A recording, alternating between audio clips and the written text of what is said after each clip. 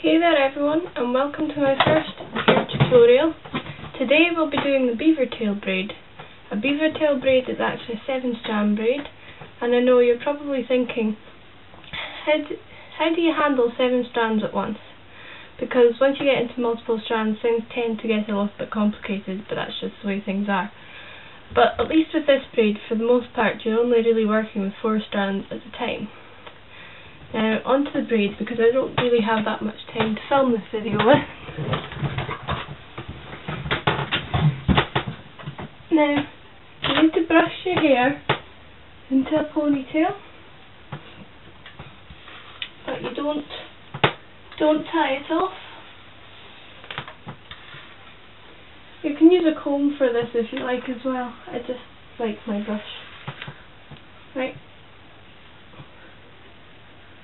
So, most of it's into a ponytail. That means that when you actually start the braid, it should at least go back into that shape. What you want to do is to split it into 2 bits. One side generally got to be slightly bigger than the other, because this side splits into 4 bits, which you're going to do right now. Well, the other side will later split into 3. So then you have 7 strands. Right. So you just let that side go for the moment. You've got split it into 2. And split each of those two bits into 2 again. And you want to try and get one of 4 sections into each kind of gap in your fingers on your left hand. Now on the other side you want to take a section that's roughly a third. Hold on.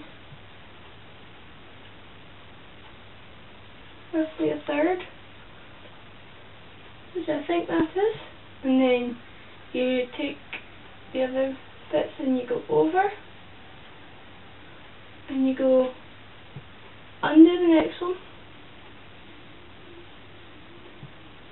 and then you go over the next one, and then under the last one. Okay, and then you pull it tight and just hold it kind of with your pinky, and then move all your strands back to your other hand, and you've now pretty much got one in each of the gaps between your fingers. And then take another section off this side, roughly about half,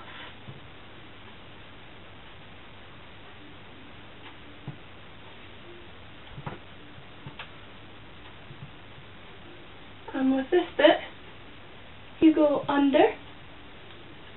The other bit before went over. You go under and over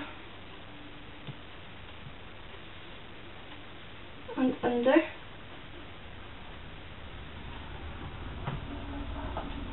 and over. The last bit. Pull them tight. Now you can actually put these 2 strands in the same bit held by your pinky. And then you take the other strands back into this hand. You take the last bit,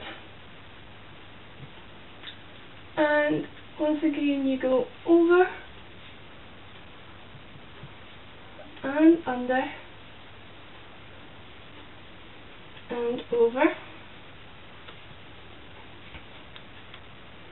and under. And then you've basically got 3 and 4. So you've got 3 sections in this hand and 4 sections in this hand.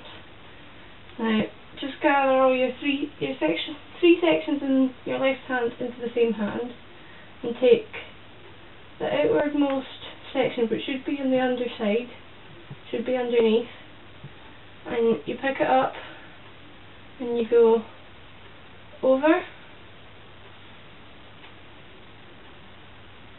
under, and over those 3 strands. So now you've got 3 strands in here and 4 strands on this side. So you gather these strands into the same hand, and you find the outwardmost in this hand, and it should be on the underside as well. And you go over and under and over, and then you're back to the start. So then you take the outwardmost strand in this hand, hold on, I've got a bit of a tangle, right, which is here, and you go over and under and over,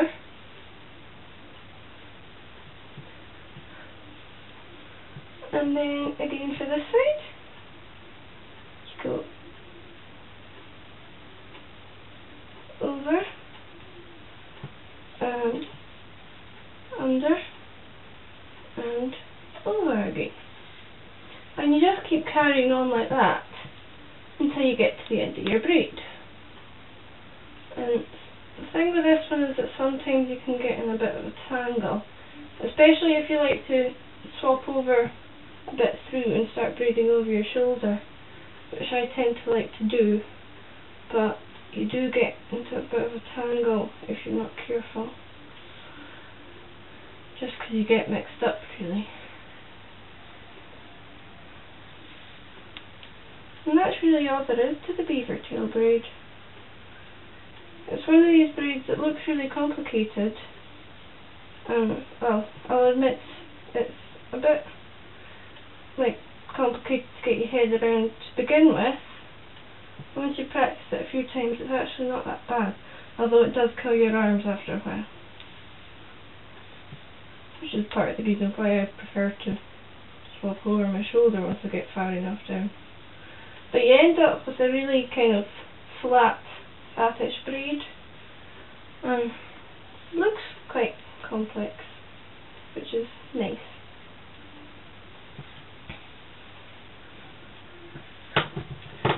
So anyway, I'll just finish this off now, and that's about all there is to the beaver tail braid. I'll maybe show a picture of it finished at the end for you.